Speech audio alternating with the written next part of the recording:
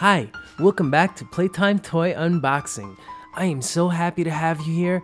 Today I'm going to be reading a very special book. And the reason this book is special is because we actually read it to Kyla every night. It's called The Kissing Hand, and it's a story for any child who confronts a difficult situation, like being separated from your mommy or daddy, or, your first day in school maybe. Did you cry on your first day? I think we all do, and that's okay. So let's check out what The Kissing Hand is all about. Now, this book is dedicated to children everywhere who love to be loved. Chester Raccoon stood at the edge of the forest and cried. "I don't want to go to school," he told his mother. "I want to stay home with you. I want to play with my friends, and play with my toys and read my books, and swing on my swing. Please, may I stay home with you?" Now this sounds exactly like what Kyla says to us every single morning before school. Does that sound familiar to you? Mrs. Raccoon took Chester by the hand and nuzzled him on the ear. "Sometimes we all have to do things we don't want to do," she told him gently, "even if they seem strange and scary at first. But you will love school once you start. You'll make new friends and play with new toys, read new books, and swing on new swings. Besides," she added, "I know a wonderful secret that will make your nights at school seem as warm and cozy as your days at home." Now keep in mind, raccoons go to school at night, not like you during the day. Why? Because raccoons go to sleep during the day. That's right, they're nocturnal, which means night animals. Chester wiped away his tears and looked interested. "A secret? What kind of secret?" "A very old secret," said Mrs. Raccoon. "I learned it from my mother, and she learned it from hers. It's called the Kissing Hand." "The Kissing Hand?" asked Chester. "What's that?" "I'll show you."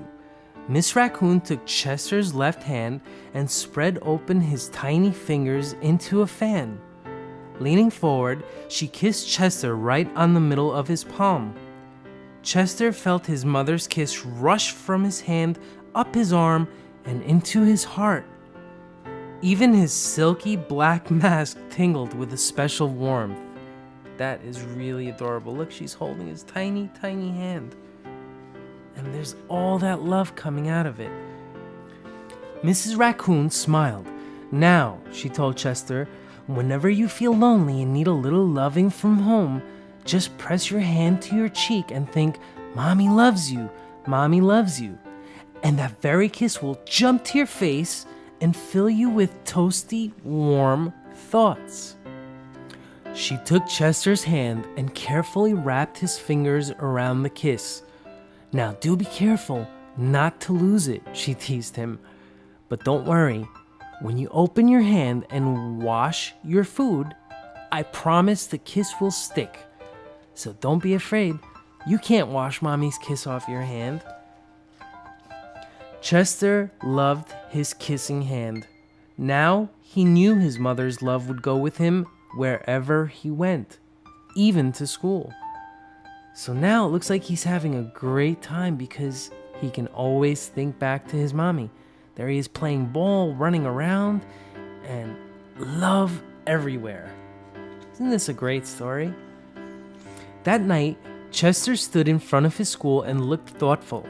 Suddenly, he turned to his mother and grinned. "Give me your hand," he told her. What do you think he's going to do? Chester took his mother's hand in his own and unfolded her large, familiar fingers into a fan. Next, he leaned forward and kissed the center of her hand. "Now you have a kissing hand too," he told her, and with a gentle goodbye and "I love you," Chester turned and danced away. And there he goes, off to school to play with all of his friends and learn some new things.